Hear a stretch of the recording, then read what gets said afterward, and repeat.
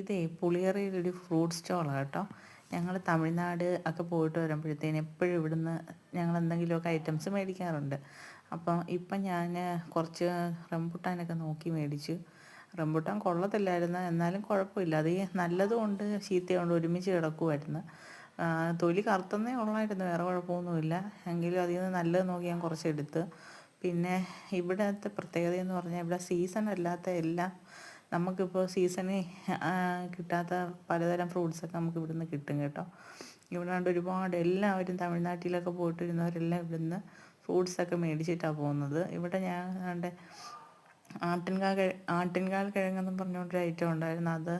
അത് ഞാൻ മേടിച്ചില്ല, പക്ഷെ അത് ഞാൻ കണ്ടു. പിന്നെ കണ്ട മാങ്ങ, പിന്നെ നമുക്കിവിടെ കാക്കി ഫ്രൂട്ട് എന്നൊക്കെ പറയുന്നത്, അതൊക്കെ ഓൾ സീസൺ അല്ലല്ലോ, എപ്പോഴും നമുക്ക് കിട്ടത്തില്ല. പക്ഷേ ഇവിടെ അതൊക്കെ ഉണ്ട്. പിന്നെ വെറൈറ്റി ആയിട്ടുള്ള ഒരുപാടുണ്ട്. പാഷൻ ഫ്രൂട്ട്, പിന്നെ